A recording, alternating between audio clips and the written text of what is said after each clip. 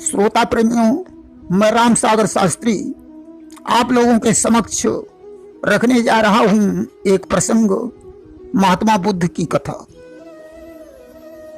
महात्मा बुद्ध को भगवान विष्णु का 23वां अवतार माना जाता है। इन्होंने जन्म मरण के बंधन से मुक्त होने के लिए युवा अवस्था में ही पत्नी और पुत्र को छोड़कर संन्यास ले लिया। गया में जाकर एक पीपल वृक्ष के नीचे बैठकर तपस्या की, जहां इन्हें ज्ञान प्राप्त हो गया। इसके बाद इन्होंने उपदेश देकर बौद्ध धर्म का प्रचार किया।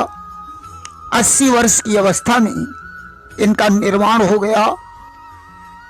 आइए अब हम आप लोगों को कथा प्रसंग की तरफ ले चल रहे हैं। देखिए, कपिल वस्तु नेपाल में महाराज शुद्धोदन का शासन था।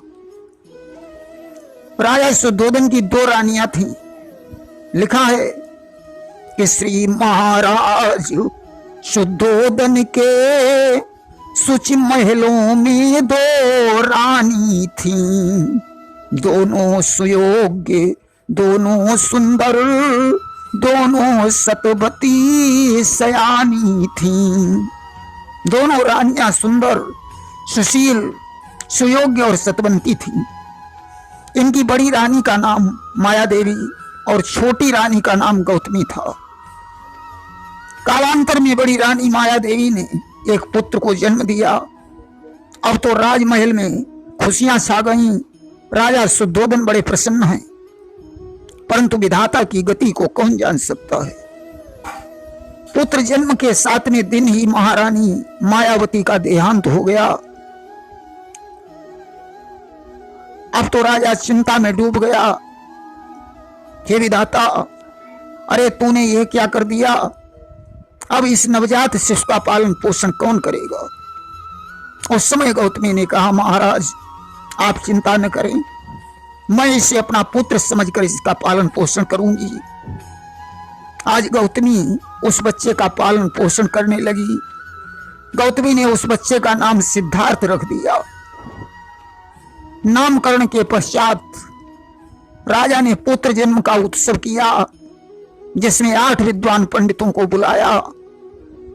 उस समय राजा शुद्धोदन ने बच्चे की कुंडली का अवलोकन करवाया। पंडितों ने बताया, यह बच्चा बड़ा बुद्धिमान ज्ञानवान होगा, परंतु इसकी कुंडली में सन्यासी होने का योग है। ऐसा संभव है कि यह युवा अवस्था में ही सन्यास ले सकता है। ब्राह्मणों की भविष्यवाणी सुनकर राजा शुद्धोदन चिंता में डूब गए। उन्होंने उस बच्चे को सदैव प्रसन्न रखने की कोशिश की। सिद्धार्थ उद्यान में जाकर घंटों वहां बैठे रहते थे। वृक्षों, फूलों और पक्षियों से उन्हें विशेष प्रेम था। सिद्धार्थ के हृदय में बड़ी दया थी। देवदत्त सिद्धार्थ का चचेरा भाई था। वह बड़ा निर्दयी था। एक बार सिद्धार्थ देवदत्त के साथ उद्यान में पहुंचे।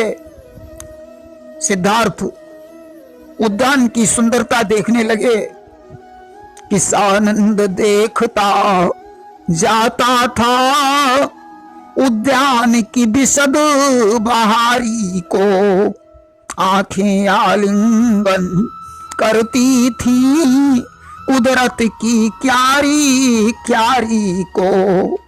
सिद्धार्थ एक जगह बैठ गए और प्रकृति की सुंदरता देखने लगे। अचानक ऊपर से उड़ता हुआ एक हंस आ गया। देवदत्त ने धनुष पर बाण रखा और संधान कर दिया। बाण हंस के लगा और वो आहत होकर सिद्धार्थ की गोद में जा गिरा। सिद्धार्थ ने उसके पंखों पर हाथ फिराया, बाण खींचा, उसके घाव को धोकर पानी पिलाया। तभी देवदत्त आ गया। उसने कहा, सिद्धार्थ यह हंस मुझे लाओ, मैंने इसे बाण मारा है। सिद्धार्थ ने कहा, नहीं, यह हंस मैं तुम्हें नहीं दे सकता हूं। मैंने इसकी रक्षा की है, इसलिए यह मेरा है। काफी देर तक बहस चलती रही। आखिर में देवदत्त राजा शुद्धोदन के दरबार में पहुंचा। उसने कहा, सिद्धार्थ मेरा हंस नहीं दे रहे हैं। राजा ने सिद्धार्थ को दरबार में बुलाया। सारे मंत्री दरबार में मौजूद थे। राजा ने कहा, सिद्धार्थ तुमने देवदत्त का हंस क्यों ले लिया? सिद्धार्थ ने कहा, देवदत्त ने इसे बाण मारा है और मैंने इसके प्राणों की रक्षा की है। अब आप ही इसका फैसला कीजिए।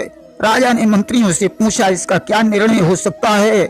सारा दरबार बोल उठा, राजन, मारने वाले से बचाने वाला बड़ा होता है। राजा ने निर्णय कर दिया, देवदत्त तुम्हारा इस हंस पर कोई अधिकार नहीं है, क्योंकि सिद्धार्थ ने इसकी जान बचाई है, इसलिए यह हंस सिद्धार्थ को दे दो। इस प्रकार शिक्षा दीक्षा के पश्चात 16 वर्ष की अवस्था में सिद्धार्थ का विवाह राजकुमारी यशोधरा के साथ हो गया। यशोधरा बड़ी धर्मनिष्ठ, कर्तव्यनिष्ठ और सेवाभावी थी। यशोधरा तन मन धन से अपने पति की सेवा करती थी। यशोधरा जैसी पत्नी को पाकर सिद्धार्थ बड़े प्रसन्न थे। धीरे धीरे यशोधरा ने एक पुत्र को जन्म दिया। यशोधरा ने बड़े लाड़ प्यार से उस बच्चे का पालन पोषण किया और उसका नाम राहुल रख दिया कि बहु प्रकार ते ही पालन कीना, राहुल नाम ता सुधरि दीना। एक बार की बात है, सिद्धार्थ रथ पर बैठकर नगर का भ्रमण कर रहे थे। अचानक उन्होंने एक बूढ़े आदमी को देखा जो डंडा पकड़कर चल रहा था। उसकी कमर झुकी हुई थी, शरीर की खाल सिकुड़ी हुई थी। सिद्धार्थ ने सारथी से पूछा, यह आदमी इस तरह क्यों चल रहा है? सारथी ने कहा, राजकुमार, इसकी वृद्धावस्था है और वृद्धावस्था में शरीर शिथिल हो जाता है। सिद्धार्थ ने कहा, तो क्या वृद्धावस्था सभी पर आएगी? सारथी बोला, राजकुमार, बचपन के बाद युवावस्था और युवावस्था के बाद वृद्धावस्था आती है। यह अवस्था सभी को देखनी पड़ेगी। अब तो सिद्धार्थ को सुनकर बड़ा कष्ट हुआ। दुखी मन से महलों में लौटे। दूसरे दिन जब वे उद्यान की तरफ जा रहे थे तो उन्होंने एक रोगी व्यक्ति को देखा और सारथी से पूछा, यह व्यक्ति इतना कमजोर क्यों है? सारथी ने कहा, राजकुमार, वह व्यक्ति रोग से ग्रस्त है, इसलिए इतना कमजोर है। सिद्धार्थ ने कहा, तो क्या संसार में सभी रोगी हो सकते हैं? सारथी ने कहा, हाँ राजकुमार, संसार में सभी रोगी होते हैं। अब तो सिद्धार्थ का सुख दुख और बढ़ गया। महलों में लौट आए, रात भर सोचते रहे। तीसरे दिन सिद्धार्थ ने देखा एक मृतक व्यक्ति को लोग मरघट पर लिए जा रहे हैं। आगे वाले बोल रहे थे, राम नाम सत्य है। पीछे वाले कह रहे थे, सत्य बोलो मुक्ति है। सिद्धार्थ ने सारथी से पूछा, ये लोग इस व्यक्ति को कहां लिए जा रहे हैं? सारथी ने कहा, राजकुमार, यह व्यक्ति मर चुका है, इसलिए यह लोग इसे मरघट पर लिए जा रहे हैं। सिद्धार्थ ने कहा, तो क्या सभी लोग मरते हैं? सारथी बोला, हाँ राजकुमार, यह संसार छोड़कर एक दिन सभी को जाना है। कि आया है सो जाएगा, घड़ी जगत व्यवहार, सभी मरेंगे एक दिन, नाशवान संसार। अब तो सिद्धार्थ को संसार से नफरत हो गई। विचार करने लगे, धिक्कार है इस जिंदगी को। अरे जब संसार छोड़कर ही जाना है तो क्यों नहीं इस संसार को छोड़कर जन्म और मरण के बंधन से मुक्त हो जाऊं। महलों में लौट आए, सांसारिक घटनाओं पर विचार करते रहे। अर्धरात्रि का समय था। यशोधरा अपने बच्चे राहुल के साथ सो रही थी। सिद्धार्थ चुपचाप अपने पलंग से उठे। उन्होंने माया मोह का परित्याग कर दिया। राजमहल को छोड़कर वे जंगल की तरफ चले गए और घनघोर तपस्या करने लगे। इधर ज्यों सवेरा हुआ, अब तो राजमहल में सिद्धार्थ को न देखकर हाहाकार मच गया। यशोधरा विलाप करने लगी। वास्तव में पत्नी का जीवन उसका पति ही होता है। कि जिये बिनु देह नदी बिनु बारी, और तई से नाथ पुरुष बिनु नारी। पिता को याद करके राहुल भी रो रहा है। महाराज शुद्धोदन ने समझ लिया कि मेरे पुत्र ने संन्यास ले लिया है। उन्होंने गौतमी से कहा, प्रिय, मालूम पड़ता है विद्वानों की भविष्यवाणी सत्य हो गई है। जैसे तैसे राजकाज देखने लगे। उधर सिद्धार्थ कठोर तपस्या करने के पश्चात गया में पहुंचे और निरंजना नदी के तट पर एक पीपल वृक्ष के नीचे बैठकर समाधिस्थ हो गए। वहीं उन्हें ज्ञान प्राप्त हो गया और वे महात्मा बुद्ध के नाम से प्रसिद्ध हो गए। अब तो वे लोगों को उपदेश देने लगे। बुद्ध के 4 आर्य सत्य हैं। नंबर 1, संसार में दुख है। नंबर 2, दुख का कोई न कोई कारण है। नंबर 3, दुख का निवारण भी है। नंबर 4, निवारण के लिए अष्टांगिक मार्ग है। सम्यक दृष्टि, सम्यक संकल्प, सम्यक वचन, सम्यक कर्म, सम्यक आजीविका, सम्यक व्यायाम, सम्यक स्मृति, सम्यक समाधि। यहां सम्यक का अर्थ उचित या शुभ होता है। एक बार की बात है, एक गरीब व्यक्ति अपनी पत्नी और 2 बच्चों के सहित रहता था। गरीब होने के कारण वह बच्चों का पालन पोषण नहीं कर पा रहा था। उसने महात्मा बुद्ध के बारे में सुन रखा था कि बुद्ध ने अपनी पत्नी और बच्चे को छोड़कर संन्यास ले लिया। आज तो मुझे भी ऐसा ही करना चाहिए। एक रात उसने सोते हुए बच्चों और पत्नी को छोड़ दिया और घर से निकल गया। महात्मा बुद्ध की शरण में पहुंचा। महात्मा बुद्ध नदी के किनारे शिष्यों के सहित बैठे हुए थे। उसने उनके चरणों पर सिर रख दिया और बोला, महात्मन, मुझे अपना शिष्य बना लीजिए। महात्मा बुद्ध तो योग दृष्टि से जान ही चुके थे कि यह पत्नी और बच्चों को छोड़कर आया है। बुद्ध ने उसे शिष्य बनाया और अपने साथ लेकर चल पड़े। गर्मी का महीना था, कड़ी धूप पड़ रही थी। चलते चलते बेचारा थक गया। बुद्ध ने देखा यह व्यक्ति थक गया है। एक वृक्ष की छाया में बैठ गए और बोले, जाओ सरोवर से पानी भर लाओ, मुझे प्यास लगी है। व्यक्ति कमंडल लेकर सरोवर पर पहुंचा तो उसने देखा बहुत से जानवर पानी में क्रीड़ा कर रहे हैं, जिनकी धमा चौकड़ी से अंदर का कीचड़ पानी में मिल गया और पानी बहुत गंदा हो गया। आदमी को देखकर जानवर भाग गए, परंतु व्यक्ति ने देखा कि इतना गंदा पानी भला महात्मा जी कैसे पिएंगे। इसलिए बेचारा लौट आया और बुद्ध से कहा, महात्मन, पानी जानवरों की वजह से गंदा था, इसलिए मैं लेकर नहीं आया। बुद्ध ने कहा, थोड़ी देर बैठ जाओ, इसके बाद जल भरकर ले आना। थोड़ी देर बाद बुद्ध ने फिर उसे भेजा तो उसने देखा पानी साफ हो गया, कमंडल में भरा और लेकर आया। बोला, महात्मन, एक बात समझ में नहीं आई, पानी साफ कैसे हो गया? बुद्ध ने कहा, जानवरों ने जल में उथल पुथल की, इसलिए पानी गंदा हो गया। जब जल की उथल पुथल शांत हो गई तो पानी साफ हो गया। इसी प्रकार हमारा मन है। जब सांसारिक समस्याएं उत्पन्न होती हैं तो मन में उथल पुथल मचने से वह गंदा हो जाता है, और उथल पुथल शांत होने के बाद मन निर्मल हो जाता है। इसीलिए मनुष्य को हमेशा शांत मन से ही सोचना चाहिए। बुद्ध का ऐसा उपदेश सुनकर आदमी को ज्ञान हुआ। उसने विचार किया कि मुझे घर बार छोड़कर नहीं आना था। वह घर वापस लौटना चाहता था। उसने बुद्ध से अनुमति ली और घर वापस लौट आया। एक बार महात्मा बुद्ध बिल्कुल शांत अवस्था में बैठे हुए थे। शिष्यों को चिंता हो गई।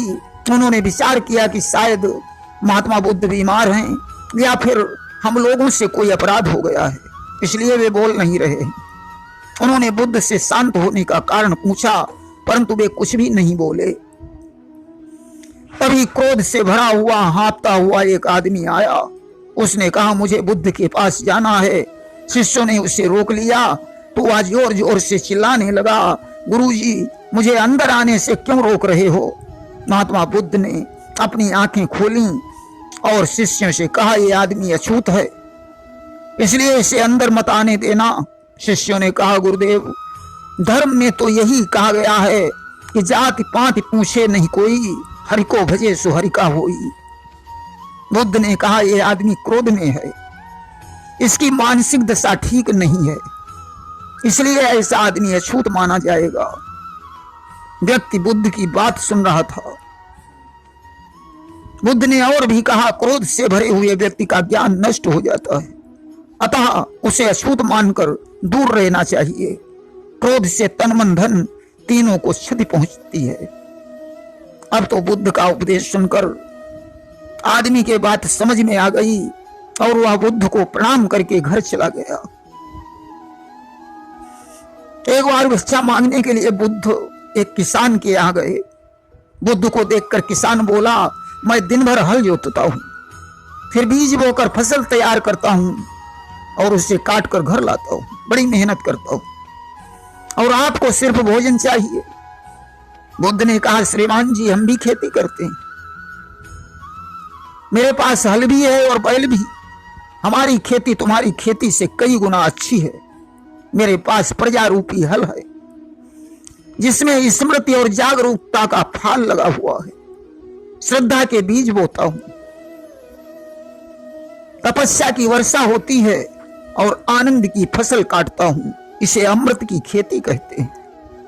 बुद्ध की बात सुनकर किसान को ज्ञान हो गया और उसने महात्मा बुद्ध को भिक्षा देकर क्षमा मांगी। एक बार एक स्त्री का इकलौता पुत्र था, वह भी मर गया। स्त्री विलाप करती हुई बुद्ध के पास पहुंची। उसने प्रार्थना की, महात्मन, आप तपस्वी हैं, मेरे बेटे को जीवित कर दो। बुद्ध ने स्त्री को धीरज बंधाते हुए कहा, देवी, मैं आपके पुत्र को जीवित कर दूंगा। जाओ उस घर से 2 मुट्ठी चावल मांग लाओ जिसके घर में कोई कभी मरा न हो। स्त्री ने सारे गांव में कोई ऐसा घर नहीं पाया जिसमें कोई मरा न हो। लाचार होकर बुद्ध के पास खाली हाथों लौट आई। बुद्ध ने कहा, देवी, जातस्य मृत्यु ध्रुवम, जो पैदा हुआ है उसकी मृत्यु निश्चित है, इसलिए हमें धैर्य रखना चाहिए। स्त्री के बात समझ में आ गई और वह घर वापस लौट आई। एक बार महात्मा बुद्ध शिष्यों के सहित एक शहर में पहुंचे। शिष्यों ने गुरुजी से कहा, गुरुदेव, हम लोग नगर का भ्रमण करना चाहते हैं। बुद्ध ने कहा, ठीक है, चले जाओ। शिष्य नगर का भ्रमण करने के लिए निकले। लोग शिष्यों को बुरा भला कहने लगे, उनके सन्यासी वेश की आलोचना करने लगे। शिष्यों को बड़ा क्रोध आ रहा था। अरे, ये कैसा नगर है जहां लोग संतों की निंदा करते हैं। बुद्ध के पास पहुंचे और बोले, गुरुदेव, यह नगर हमारे लिए ठीक नहीं है, इसलिए इसे तत्काल छोड़ दीजिए और दूसरे शहर के लिए प्रस्थान कीजिए। बुद्ध ने कहा, शिष्यों, बुरे और भले लोग हर जगह रहते हैं, स्थान बदलना कोई विकल्प नहीं है। हमारे अच्छे व्यवहार से उनका बुरा व्यवहार पराजित हो जाता है। हम उनके व्यवहार को बदल देंगे, इसलिए सहनशील बनना सबसे बड़ा गुण है। देखिए, मगध देश के जंगल में एक अंगुलीमाल नाम का डाकू रहता था, जो रास्तागीरों को लूट कर उन्हें मार डालता था और उनकी एक उंगली काट कर माला में जोड़ लेता था। एक दिन महात्मा बुद्ध उस गांव में पहुंचे। उन्होंने लोगों को भयभीत देखकर पूछा, आप लोग इतने भयभीत क्यों हो? लोगों ने बताया, यहाँ जंगल में अंगुलीमाल नामक डाकू रहता है।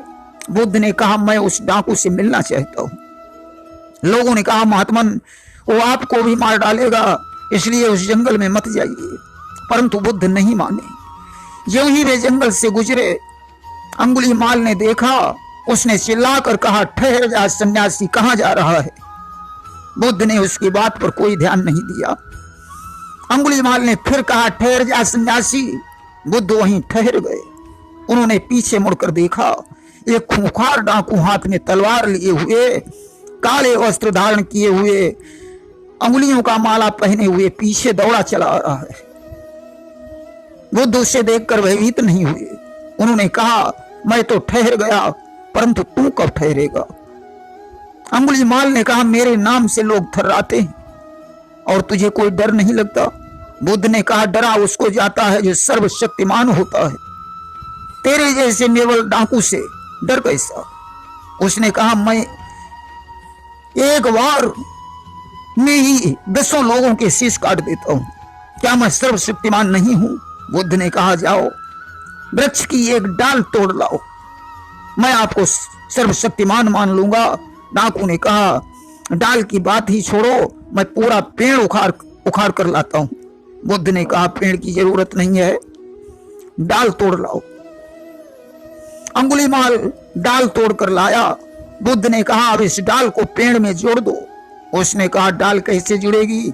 बुद्ध ने कहा, जिसे तुम जोड़ नहीं सकते उसे तोड़ने का अधिकार भी नहीं है। तुम लोगों के शीश काट कर जब जोड़ नहीं सकते हो तो तुम्हें उनके शीश काटने का भी अधिकार नहीं है। बुद्ध के उपदेश से उसकी बुद्धि निर्बल हो गई। उसने तलवार को नदी में फेंक दिया और बुद्ध के चरणों पर गिर पड़ा। बोला, मुझे अपना शिष्य बना लीजिए, और अंगुलीमाल बहुत बड़ा संत बन गया। देखिए, अंगुलीमाल पहले एक विद्वान ब्राह्मण था। उसकी कथा इस प्रकार है। कौशल नरेश प्रसेनजीत के यहां एक राज पुरोहित रहते थे। उनके घर में एक बच्चे ने जन्म लिया जिसका नाम माणवक था।